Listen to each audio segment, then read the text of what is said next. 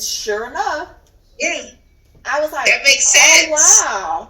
What you're saying makes sense, because if they know that they're inferior, this is why they try to make us feel that we're inferior, because we're not. Exactly. So it's that mindset: you're inferior, you're worth nothing, you're this, you're that. And it's crazy because then they say they fear us, right?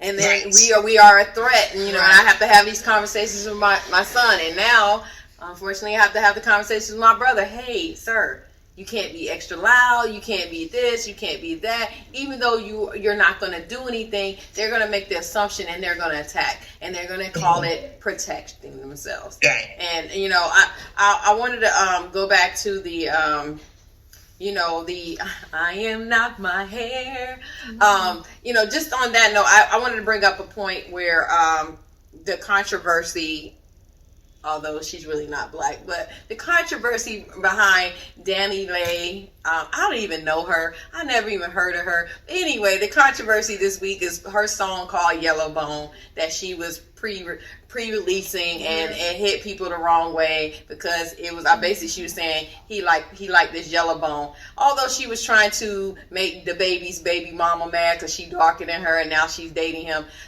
A lot of women called it colorism and things like that. Mm-hmm. My thought on it was if she were a black light-skinned woman and she had a song called Yellow Bone, my thing is, what's wrong about that if she wanted to celebrate her color? Because you have other artists celebrating the darker tones in their songs. So why is it that because she's a lighter complexion and she wanted to celebrate her skin tone, it was something wrong with her? What's her nationality? Well, we come to find out she's Dominican, and she says she's white Dominican.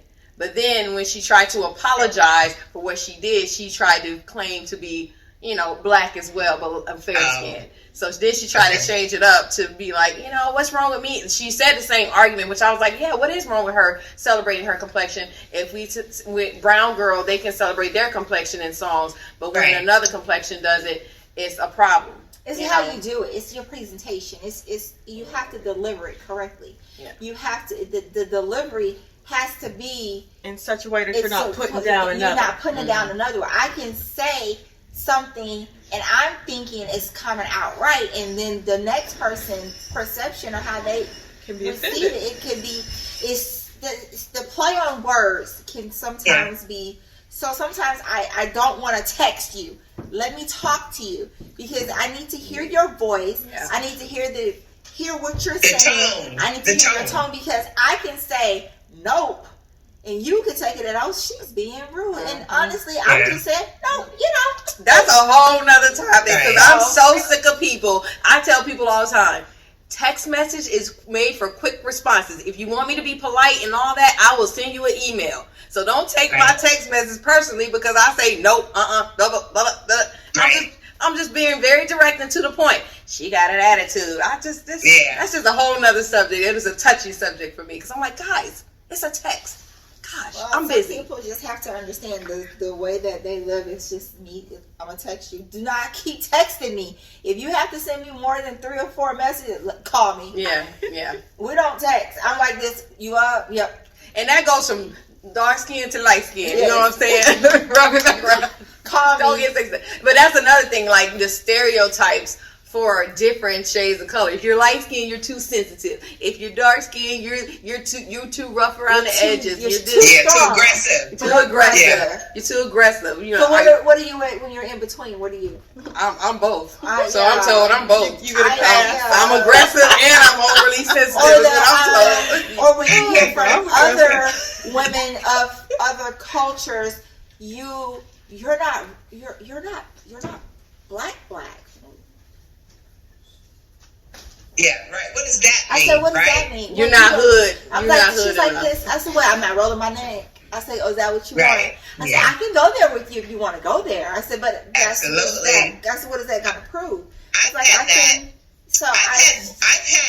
had white people say to me, "You speak so well," and I would sit up and go, "And what's that mean? What are you saying? Because I speak well. Do you expect every black person to speak broken English? That's an insult." And I had to check a few, when they say that. And I'd say to them, well, you speak well too. And when I said that back to them, they were like, how dare you say that to me? But that's another. I needed to say it back to you so you can hear how it sounded like you said it to me. But that's another thing. Like, I really find myself trying to understand people from where they're from, and a lot of times the speaking well is where you're from and where you were raised, and sometimes you have no choice unless you get out of that place that you've grown up in. So it's like, I've come to understand if everybody's going to talk a little different. They're going to have a little, depending on, I think I had a friend that was Puerto Rican. He didn't speak English at all. So I had to get another friend to translate. And, you know, this is my ignorance because, you know, when you're here in America, you're just American. You think, you know, it's like this in America. But I asked her to translate. She was like, yeah, no, he's like from the country part of Puerto Rican. So he talked with a little broken Spanish and blah, blah. I'm like, what's that? She's like, you know, like when you have people from down south and then you got people that's really from the city, the difference in the dialect, it's the same thing. Yeah. And it's like, that was my ignorance to think that, oh, all Spanish was the same. It didn't matter. You know, if you're from Mexico, you could talk to someone from Puerto Rico. If you're from this side of the island or that side, you know, it's a difference. And it's not. It's more about educating yourself. So it's like, even that person that doesn't speak as proper, they could be more intelligent than a man in a boardroom. Absolutely. You know? So it's like, I'm still going to listen to your story and I'm going to weave my way through it and understand you. And that's where your intelligence lies. It's not really in your dialect, and because you might not have had a choice. Where you grew up. But also for me, like when I talk to my young cousins, my male cousins, female, and they're talking to me, and I said to them, if you're gonna text me, I need you to use correct sentence structure. I just need you to start with a capital letter. I need you to end with some punctuation. But it's a text. But here's the thing, because this is what they do. It translates over to paper. And so now I'm like this, U, the letter U. No, Y-O-U. The letter U, that's part of... Well, that starts when you're 4 years old. You have to learn that first before you use the short text. If you want to become this person, if you want to be someone that people respect, and your words are powerful. So if I don't see you, if I get a resume, I don't see you, and I see Mark Smith can be anybody. I don't need them to automatically know that Mark Smith is black. Because Mark Smith didn't use correct punctuation and didn't write correct. He's speaking like he's talking to his homies. You don't need to do that. I need you to own it, embrace it. I'm not saying you need to be a scholar and you need to use these big old words. I'm not saying that. I don't need you to say, I just need you to say, I am having a good day. Not day, D-E-Y. I want to see. Hey, Sean. I don't want to see that. I want to, and I guess that it's, you know, you always want to be no, I'm not trying to be a teacher. What I want you to do is, I want you to be able to come into that room and they not only be intimidated by you as a man just looking at you as a black man. I want them to be intimidated because you can come in there and you can talk with the best of them and you can hold your own by yourself. Your intellect needs to be that forefront. I don't want you to be intimidated. I don't want you to be scared of me because of the color of my skin. I want you to be scared of me because I'm sharp up here. Yeah. Speaking of you know what people have said. I love what you just said.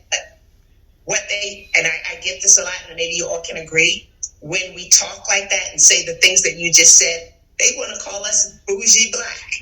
Have you, right? And that's wrong. If you speak you a bougie black. No, I speak. And that's your own people. that's your own people. Your own people. Errors in my conversation, but unfortunately, because we're still on the topic of colorism, when we speak well, when we have a great presentation, all of a sudden we're bougie.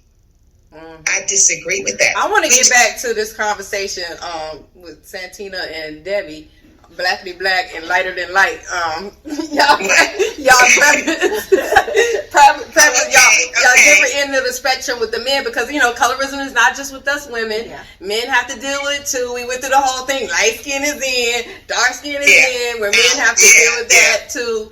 And like, what was the thing is, like, if you have a preference, why does it have to be labeled colorism if you had a preference? Because I think you said it was you realized it was colorism because you would only date light skinned men. Yeah, I saw growing up, I only saw the light skinned guy was cute. I never gave the dark skinned guy or the brown skinned guy a chance. That was, I don't know if I'm going to say, okay, it was my preference, but I never even gave the other color an opportunity. I never even gave them a choice. And I will say this too, guys. That's the same, like, I never gave the Spanish guy a choice, the Puerto Rican. Any other culture was just like, that was just what I chose. You're laughing. But now, listen, I'm going to tell you for real. If I had to choose, I probably would get a white guy over a black guy. Just keeping it real with you. But growing up, I never gave no other culture, no other nationality a choice or preference. It was just, that's all I looked at was the light-skinned guy. So I was a part of that colorism, not even knowing that I was a part of it. And so this conversation that we were having, like you said, Tammy, we need to have a conversation. It's so important because I have a grandson who's mixed. Grayson, his mom is white. My son is black. So he's mixed. And I actually have full custody of him. So I'm raising a 5-year-old, guys. I don't even know how in my age I got a 5-year-old that is in my household, but I do. And he says to me all the time, he says, Mimi, I want to be your complexion. Now, Grayson is very, very light with white curly hair. And when he talks about he wants to be his Mimi's complexion, I have to have a conversation with him. You know, because he's 5 years old. He just told me the other day, he said, Mimi, I want to be your complexion. And I asked him, I said, well, Grayson, why do you want to be Mimi's complexion? He says, I don't know. And I think he wants to be because everybody that he's around is around my complexion. Like I said, I'm raising him. So his mother's white. He doesn't hardly see her. He talks to her on the phone, or he'll see her on WhatsApp or whatever the case may be. And even her family, like he'll see her mother once in a while, so that the white side of him, he doesn't have a strong connection to. The black side, my whole family, we are huge and we are close and we are tight. So he's around black folks every day, all day. So now is the time that I need to have this conversation with him. For a long time, he didn't even understand black and white, because last year when he was in pre-K, he was telling me about a kid in his class. I asked him, because we do, and I thought about it, I said, what color is he? Because that's what we do. When he came home and said he had a problem with a kid, I was like, what color is he? Because what happened, I wanted to know, was this a white kid? This? And he was like, I don't know. It made me stop, because I said, oh my God, this is a beautiful thing. My child right now don't even know color. And if we could keep that going, that would be amazing. But at 4 years old last year, when I asked him about, he was having an issue with a kid said something smart to him, and I'm not parent, grandparent or whatever. I'm going to school. I want to see his mother, bring his mother, his father, everybody. We're going to talk about it. But when I said what color, he said, Mimi, I don't know. I don't know what color he is. You know, so it's just a topic that we need to address. So, but now I'm not into color. I don't care. If I'm dating, I don't care what color anymore. But it took me to get to this age to finally get there. Tina, I'm asking what Tina with your black and Tina, black. You're not here yet. You I haven't made it there yet. So, I've never tried it. But you see yourself going there? She said no light skinned men. No, I don't. I don't. I'm just not attracted to them. I just don't find them attractive. Okay. I think I can. I see that they can be attractive. I just will have problems with these sticky situations, you know, where the media, and I was listening to the radio and a lady was saying she's a black woman, she's married to a white man. She says, my husband loves me. But she says, but he is not aware of what everybody outside of just me the problems. She said the problem. She's afraid of society. She said, I think he may be part of the problem. So she's like, it was to the point where she said, I wasn't sleeping at night. And so Ryan Cameron was like, well, this is a conversation you have with your husband. She said, yeah, because Slick was like, she said, I wanted to stab him the other night. Like, do you think like this man? Are you thinking like this? But he said, but I love you. She said, but I don't just need you to love me. I need you to love all of us. And so for me, I don't want to be over there and your mama say the wrong thing, and I'm like, did you just say that? Like, oh, okay. So I'm like, all that stuff that you say I taught, it's about to go out the window. You about to see her. Well, I didn't say the whole extreme to white. I was talking about light skin.